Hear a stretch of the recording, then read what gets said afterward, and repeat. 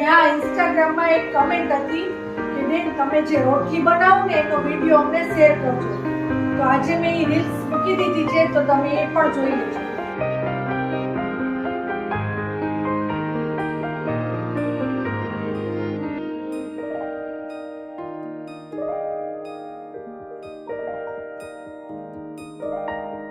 पल भर ठहर जाओ, दिल ये संभल